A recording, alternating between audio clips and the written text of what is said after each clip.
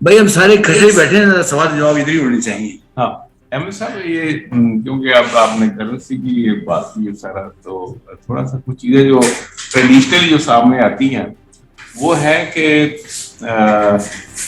जो normally start from gold के ये जो हामले हाजा को इंदुल वक्त जो ऊपर लिखा होता है और जो ट्रेडिशनल जो करेंसी थी वो एक्चुअली पहले तो सोना था, और सोने की बजाय फिर उसको पेपर बना लिया गया।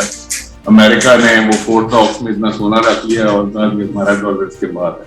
जब वो दुनिया ने एक्सेप्ट कर लिया तो फिर वो शुरू हो गया, बाद में उन्होंने उसके ऊपर पेपर कर छापना शुरू कर, फिर उसका कनेक्शन जो है ना मालूम होता है कि टूट गया, और ऐसे लगता है कि बाकी दुनिया में जो डॉलर घूम रहे हैं उनका अमेरिका के डॉलर के साथ शायद कोई ताल्लुक भी नहीं है।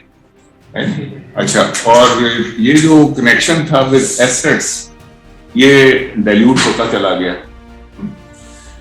अच्छा, और दो तीन सवाल जो ज़हन में आते हैं कि ये जब हमने लेट्स से अब डिजिटल युआन आ गया। अच्छा, अब डिजिटल युआन तो है, इसका एसेट्स के साथ क्या कनेक्शन होगा, या हमारी जो गवर्नमेंट है जब ये पैसे इसके पास कम होते हैं तो वो पैसे हम सुनते हैं कि वो उसको और प्रिंट कर लेंगे। अच्छा, तो जो जो एसेट बेस है एक किस्म का वो डाइल्यूट कर दिया उसके साथ। अच्छा सर, इसका एसेट के साथ कोई लेना देना नहीं होगा। ये बेसिकली आपका जो पाकिस्तानी रुपी जो इस टाइम चल रहा है ना, वो कन्वर्ट कर देगा डिजिटल रुपी। लेकिन फायदा कहाँ पे होगा? फायदा मैं बार तरीके पर वापस जाता हूँ, बाद मैंने स्मार्ट कॉन्ट्रैक्ट का नाम लिया था। अच्छा, होगा ये कि अभी क्या होता है, जितने मर्जी से साल में प्रिंट कर दिए, ऐसा ही यानी लोग प्रिंट करते हैं, जो गवर्नमेंट में आता है वो प्रिंट करता है, बाद जाके डॉलर में कन्वर्ट करता है। इसीलिए आपके डॉलर में अगर उस स्मार्ट कॉन्ट्रैक्ट में उस डिजिटल करेंसी सीबीडीसी की बेस में हम एक स्मार्ट कॉन्ट्रैक्ट बनाते हैं और उसके अंदर ये लिख देते हैं एक साल में सपोज कर लें 50,000 से ज्यादा रुपीस जनरेट नहीं होंगे। अब वो ऑटोमेटेड है सारे का सारा सिस्टम, वो उसको चेंज नहीं कर सकता जो मर्जी कर। ठीक, एग्जैक्टली। देखें लोग जो है ना, जो ज्यादा देखें गवर्नमेंट एक्चुअली वो जो हम बार बार बात करते हैं ना, गवर्नमेंट के पास अथॉरिटी ना हो, वो ये वाली अथॉरिटी खत्म होनी चाहिए गवर्नमेंट के पास, कि वो पैसे ना छाप सकते जिस तरह छापना शुरू कर देते। ठीक है ना।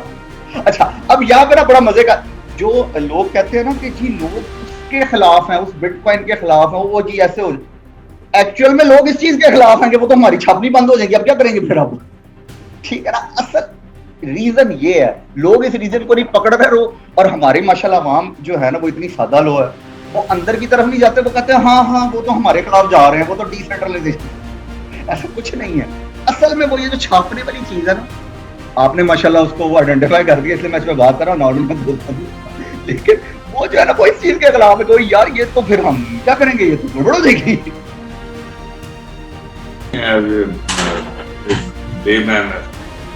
वो ये है कि वो जो शाह फैसल वाला आपने फरमाया पहले कि जब वो हुआ कि जी लोग इसके ऊपर वक्तन हुआ कि नॉन डॉलर ट्रांजैक्शन हो ऑयल की खास तौर पे, और जिस किसी ने भी बात की उसका उन्होंने तख्ता गोल कर दिया। अच्छा, अब ये जो कुछ चाइना के साथ हो रहा है, जैसे अब हम कहते हैं कि हम युआन के साथ डील करेंगे चाइना के साथ, या तुर्की के साथ लीरा में करेंगे, तो ये एक एफर्ट्स चल रही हैं बीच में, ये इनको टॉर्पीडो भी करने के लिए फोर्सेस चल रही होंगी, क्योंकि बिटकॉइन जो है उस चीज को टॉर्पीडो कर रहा है। देखें बिटकॉइन जो है ना, देखें उसको बैन करने का जो मकसद है ना, या उसको बंद करने का, क्योंकि वो ऑलरेडी इतनी खराब एक्टिविटीज में ऑलरेडी एंटर हो चुका हुआ है ना कि आप उसको रोक नहीं सकते। ठीक है, उसको रोकने का सिर्फ, जैसे बहुत सारे लोग कहते हैं वो जी चाइना ने पता नहीं कितने हैश वो बना दिए और ये जनरेट कर दिया और वो कर दिया। मेरे पास मैंने एक डॉक्यूमेंट्री देख रहा था, जिस बंदे का चाइना में सबसे बड़ा डेटा सेंटर था ना इस मामले में, जिसने माइनिंग मशीन सबसे ज्यादा लगाई हुई थी, तो जब वो डॉक्यूमेंट्री बना रहे थे ना, तो उसकी सबसे पहले तो उसने कहा मेरी शक्ल ना देखो, दूसरी ये जगह का नाम नहीं लेना यार तुमने, वरना चाइनीज गवर्नमेंट आगे मुझे पकड़, तो दैट मींस वो वहां पे भी इलीगल है। अच्छा, अब आप उसको कहें ना, एक साहब ने एक जगह पे ये बात की कि जी इस पे जो है ना टैक्सेस लगने चाहिए बिटकॉइन और ये सारी चीज के ऊपर, ठीक है। आप टैक्सेस लगा ही नहीं सकते ऐसी चीज के ऊपर। यानी एक बंदा आपको आगे कहता है कि जी मेरे पास ना यानी आपको पता है कि उसके पास 10,000 बिटकॉइन है, अब गवर्नमेंट को उसने शो करना है कि उसको टैक्स पे करना पड़ेगा, वो अपने 9,999 वो जो है वो 1 सेकंड से पहले बाहर किसी और अकाउंट में भेज देता है। आप पकड़ सकते हैं, कभी नहीं पकड़, आप जो मर्जी करें। उसके अलावा फिर डार्क वेब पे उसका इतना ज्यादा यूज है, यानी आप एक आम आदमी को ये कह दें कि जी ये है आपके जो है ना क्या कहते हैं, मैं आपको एक वो एक्चुअली वही फिर उसकी मिसाल ऐसे दे दें कि ठीक है असला रखना तो जायज है, किसने कहा, सुन्नत भी है, फिर क्यों नहीं रख देते रखने में सबको क्या ख्याल है। क्रिप्टो करेंसी से स्टार्ट हुई थी, तो मैं मेरी खोजों में कुछ सॉरी माफ अच्छा वो क्रिप्टो क्योंकि एन्क्रिप्शन से बात स्टार्ट हुई थी, तो स्विट्जरलैंड में एक नौजवान है, उसने ये जो एक्सपेंसिव घड़ियां हैं इनकी वो करनी शुरू कर दी, एन्क्रिप्शन करनी शुरू कर दी। अच्छा, और उसका नतीजा ये कि एक घड़ी खरीदी और वो उसकी डेटाबेस पे चढ़ गई। अब इसकी काउंटरफीट नहीं बन सकती। बिल्कुल, बिजनेस ऑन दिस थिंग, तो यही तो इसका फायदा है। और जो है ना उसने एक अपनी एक एक्सचेंज बनाने लगा हुआ है, ताकि जो बंदा वो एक मैं आपको घड़ी बेच रहा हूँ, आप बजाय इसके मेरा वर्ड ऑफ माउथ लें कि जी ये वाकई ओरिजिनल है, आप उस एक्सचेंज पे जाते हैं और वो उसको रीड कर देता है। यही देखें, ये भी वो चीज है जो मैं बार बार लोगों को समझाने की कोशिश करता हूँ कि इवॉल्व हो रही है टेक्नोलॉजीज।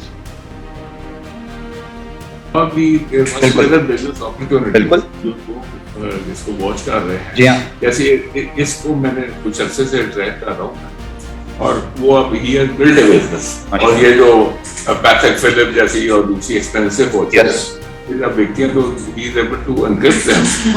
जी, एक देखें, एक यूनिक आइडेंटिटी बनानी है ना। अभी देखें, मैंने आपको डिजिटल आइडेंटिटी का मिसाल दिया, ठीक है, तो आइडेंटिटी थेफ्ट कितनी आसानी से रुक सकता है, सिर्फ सोच के बंदा एक दफा दे सके। अभी तो क्या है, कोई भी आए, कोई भी आईडी कार्ड बनवा ले। अच्छा, मुझे ना एक साहब ने एक बड़ी मजे की बात की, कहते हैं जो हमारा ये आईडी कार्ड है ये यूनिक होता है। मैंने कहा यार यहाँ पे तो वो बंदा आईडी कार्ड लेके फिर जिसका बनता भी नहीं, ठीक है ना जी। तो अजहर भाई आप कोई बात करना चाह रहे हैं प्लीज। सर एक क्वेश्चन है कि वो 70s में यूएस डॉलर को तब तो गोल्ड बैक कर रहा था, उसके बाद अब ये कहा जाता है कि वो उसकी जो गवर्नमेंट है उसकी फेथ पे जो है ना ये करेंसी इशू हो रही है। तो ये फेथ की बात है, तो फिर इसमें कितना लोग फेथ कर सकते हैं डिजिटल करेंसी? सॉरी, मैं आपका सवाल थोड़ा एलेबोरेट करने सवाल में हम सवाल समझ नहीं पाया आपका, मादर। असल में कहा जाता है ना कि करेंसी के पीछे कोई ना कोई एसेट होता है, जैसे कि आप गोल्ड कह रहे हैं या कुछ, तो 70s में जो यूएस डॉलर का जो था पहले बैकिंग थी गोल्ड की, लेकिन उसके बाद इसकी बैकिंग गोल्ड की खत्म हो गई 71 में शायद हुई। तो अब डिजिटल करेंसी के केस में देखा जाए तो वो भी एक ट्रस्ट या फेथ की वजह से ही जो है ना भी वो चल रहा है। उसका ट्रस्ट बढ़ता है तो उसकी वैल्यू बढ़ जाती है, ट्रस्ट कम होता है तो उसकी वैल्यू गिर जाती है। तो सेम अगर डॉलर के केस में इस तरह हो सकता है, डिजिटल करेंसी के केस में नहीं हो सकता? देखें, दोनों चीजों का मकसद फर्क है। अगर आप पीछे जाए ना 1800s के अंदर, जब फॉर द फर्स्ट टाइम जो करेंसी बनाई गई थी, हिस्ट्री, ठीक है, कभी जाके देख लीजिएगा, कभी आपको टाइम मिलेगा। उसके अंदर क्या था, अगर वो एक कॉन्ट्रैक्ट था, इतना पूरे A4 साइज पे एक कॉन्ट्रैक्ट, इसके नीचे लिखा हुआ था कि कितने ये इसके इक्वल होगा और ये साइन।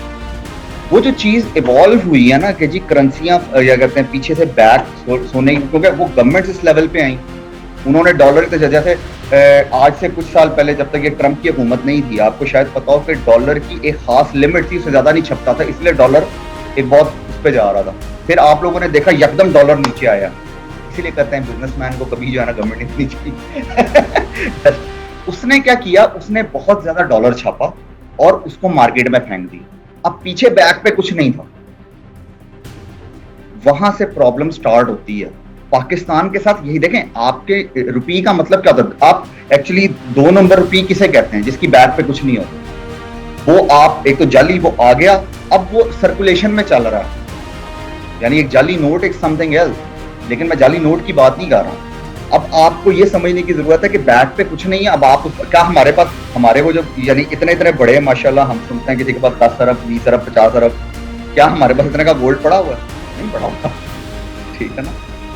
इसीलिए ये इसको करप्शन कहा जाता है कि ये करप्शन हो रही है। तो मेरा ख्याल है कि दिस इज द वे कि जिससे हम इस पूरी चीज को रोक सकते हैं बड़ी आसानी से, लेकिन सिर्फ CBDCs के साथ, नॉट लाइक कि जी वही वरना तो भाई फिर हमें तो पासपोर्ट की भी जरूरत नहीं है, फिर हमें बहुत फ्री होने का शौक है हम लोगों को, पासपोर्ट के बगैर जिंदगी गुजार सकते हैं। जी बहुत शुक्रिया अहमद साहब आपका। जी रजा को सवाल था आपका, प्लीज गो अहेड। सर फिलहाल मेरा ये सवाल था कि फिलहाल तो अगर जब CBDC नहीं है तो हम अगर टैक्स उस मद में नहीं ले सकते कि हमारे पास मतलब कि कोई शो नहीं करेगा कि उसके पास इतने बिटकॉइन है, लेकिन हम सर इस तरह से लें कि वो जो हमारे पास एक्सचेंजेस हैं वो यहाँ पर रजिस्टर्ड हो, और जो यहाँ पर पैसे कन्वर्ट करना चाह रहा है, जो उसकी डिजिटल करेंसी क्रिप्टो करेंसी जो है उसको जब कन्वर्ट करना चाह रहा है, अपने बैंक के अंदर लेना चाह रहा है, तो हम उससे वहाँ से टैक्स ले लें। और सर एक दूसरा सवाल ये था कि मैंने सोचा था मेरा फाइनल ईयर चल रहा है तो मैं एक स्टेबल कॉइन बनाऊँ, पाकिस्तानी स्टेबल कॉइन। तो सर कोई इस तरह से मैकेनिज्म हो सकता है कि हम बाय डिफॉल्ट उसके अंदर जैसे पाकिस्तानी क्रिप्टो करेंसी बना रहे हैं, स्टेबल कॉइन बना रहे हैं, तो उसके अंदर हम बाय डिफॉल्ट गवर्नमेंट के वैसे भी तो थोड़ी सी फीस जो होती है वो जाती है उसके अंदर ट्रांजैक्शन के अंदर, तो उसमें से बाय डिफॉल्ट थोड़ा टैक्स की मद में हम गवर्नमेंट को बाय डिफॉल्ट दे दें उसके अंदर, इस तरह से कुछ हो सकता है सर?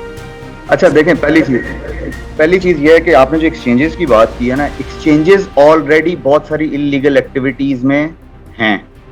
जैसे बाइनांस यूके ने बैन की हुई है, reason money laundering. Binance Lebanon ने बैन कर दी है, और भी बेताशा लोगों ने की है। अब ये दुनिया की सबसे बड़ी कंपनी, ठीक है, और बहुत सारी इस तरह की एक्सचेंजेस हैं। तो जब तक आपकी अपनी कोई चीज नहीं होगी उसमें आप चले, मैं यहाँ पे आपको एक प्रोजेक्ट बताता हूँ कि अगर हम इस प्रोजेक्ट को ऐसे करें कि जी गवर्नमेंट अपने एक जिसे कहते हैं जो सर्टिफिकेट्स नहीं होते, ये जो बचत सर्टिफिकेट्स और समथिंग के नाम नहीं आते, ठीक है, वो जो होते हैं उनकी मद में वो कहे कि जी आप बैक पे बिटकॉइन है और फ्रंट पे जी आप हमसे ये परचेज कर लें और ये आपकी ऐप है जिसको आप चलाते जाएं, ठीक है। तो फिर तो चलें बात मुझे समझ में आती है, लेकिन वो एक्सचेंज आप किसको लीगलाइज करवाएंगे? जो कि बाहर की है वो आपके साथ क्यों वो होगी?